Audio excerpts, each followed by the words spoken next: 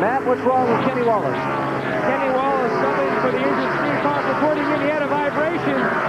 So crew chief Paul Andrews didn't take a chance. He called Wallace to pit road. They are going to change 4 tires and see if maybe they had a tire out of balance or possibly a tire going down. But a tough break for Kenny Wallace. Or loose lug nuts. Ricky Rudd is the leader of the MBNA Cal Ripken Jr. 400 at Dover. We're coming up on halfway in the event on NBC. Ricky Rudd leads the MBNA Cal Ripken Jr. 400 at Dover by 1.09 seconds over Dale Earnhardt Jr. Tony Stewart, Dale Jarrett, and Kevin Harvick, make up the top 5. And here we go for 4th spot. Kevin Harvick takes the spot away. You see the 1 car, Kenny Wallace, back on the racetrack after that unscheduled stop. Matt, what did they find out was going on with the 1 car? Well, Betty, on the right front wheel, you can look at the holes in the wheel, easily tell they are out of round. I talked to Walt Smith, who is the pit crew coach on the 1 car and for entire Dale Earnhardt Incorporated. He said, loose lug. That's tough. 31st spot, 2 laps down from 5th place on the lead lap. And all of a sudden, the 88 car, Dale Jarrett, seems like he is losing the handle. The car drifting back. Overtaking Bill Elliott, 9 laps down after an accident way back at lap 20.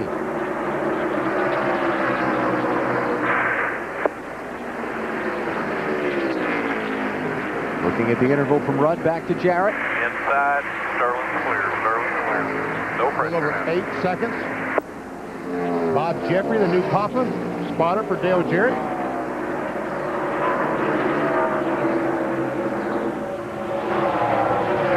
And we see that Jarrett losing ground every lap to Rudd.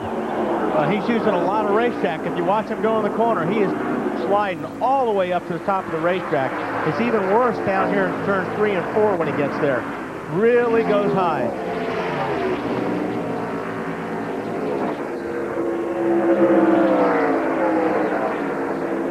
And checking in on Jeff Gordon, briefly we saw there, he's back in 8th place. Tell you what, Kenny Wallace on those fresh tires is moving.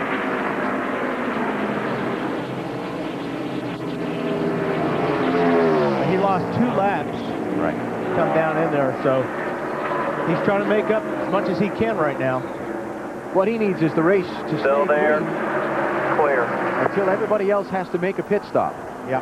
And then as soon as they do that, and he gets back in the lead lap, the caution flag come out. Leader stopped at 168, approximately 95 to 100 laps between pit stops, so he needs it to stay green for another 70 laps. Good luck. Looking back across to Bobby Hamilton and Jerry Nadeau, who are racing for 14th and 15th. Bill? Well, Bobby Hamilton's another one of those guys that lost a lot of positions on pit road during the last caution flag stop, Alan. Lost about 10, had a lug nut problem on the left front, but they also had a serious problem with the left front that they took off of that. Off of the car at that point during the pit stop, had a blister problem on it. They were very fortunate that they had a long stop, but that turned out to be the good news, and Bobby Hamilton has been able to make his way forward in the field. Marty? Well, Bill, a very nice run for Michael Waltrip thus far. He started 27th. He is running 16th right now. And remember, he spun out, Marty. Just as you talked about him, he spun out and crashed in turn 2. Well, as he was doing that, Slugger Labby, his crew chief, was talking to him on the radio. This was just the 2nd race with Slugger as a crew chief, and the crew did not know it. Slugger was talking to him on the radio as he was spinning out, and the crew did not know until just now that Michael Waltrip was into the wall. But they had a great run going, guys. Can you believe? I cannot believe it. Leaders back to the caution. Joe Nemechek will get a lap back. And he might have been the fastest car on the racetrack that last 25, 30 laps. Talking about Joe Nemechek, the 33 car. Kenny Wallace did not. Michael spin again down there inside turn 3 into the grass, trying to get it back around the pit road. I can't believe it. It was similar to Andy Houston. While we were looking at it, let's see if we can see what happens here. Here you see Michael just gets up high, and he just gets that. Looks like he gets that right rear and that slippery stuff up there, and gets her sideways. Evidently, there's grip right next to the loose stuff. And they're all going up there. Dale Jarrett's been running up there so high, trying to find some grip. Because his tires are up on the right side. Air pressures are up, so he just got the slippery part. Oh, and Blaney almost in the back of the 92 car. Listen to this.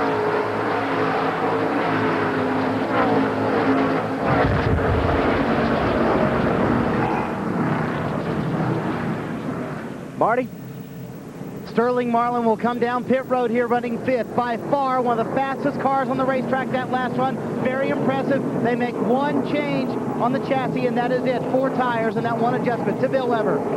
Loose in, wedge adjustment on the right-hand side for the DuPont Chevrolet. 4 tires and fuel. Remember, they had the lug nut hang up last time. To Matt. And Tony Stewart already in. He says his car is still loose, kind of snap loose. So Jeff Gooch Patterson made a wedge adjustment on the left side today. No complaint from Ricky Rudd, the leader. No adjustments. The crew is already done. He is out of here. Dale Earnhardt Jr. tries to beat him to the line with only a change of tires with a different spring rate in the tires to try to make the 8 car better. Rudd, Earnhardt Jr., Dale Jarrett, Stewart, and Harvick, the order they come off pit road. Harvick and Tony Stewart were awfully close getting out of the pits. Ricky Rudd's team keeping the lead on their pit stop. John Robinson jags down. Rudd goes down the racetrack. They see that he wins. Yes! Yes, John says.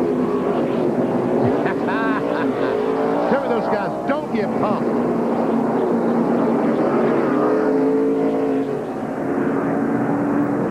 Trying to do all he can to close in on Jeff Gordon in the race for the championship. Gordon's had his troubles today. He's hanging in there, though, in 15th place. Ricky Rudd is the race leader as we just cross halfway. It's been a good track for Rudd over the years. He's been to victory lane at Dover 4 different times.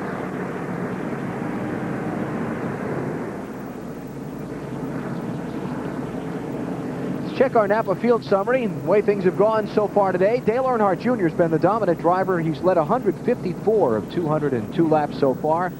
A lot of caution flags. Cars officially out of the race. Kyle Petty, Jeremy Mayfield, Kurt Busch, and Andy Houston. Houston from a crash. Mayfield from a crash. Kyle Petty and Kurt Busch with engine failures.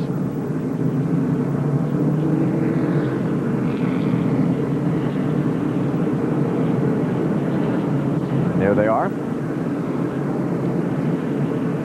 You see for Kyle, he didn't even have time to break a sweat before his day ended. Just 13 laps, and as Wally said, Andy Houston, his accident was very, very similar to the one you just saw with Michael Walker. Let's go to Marty Snyder.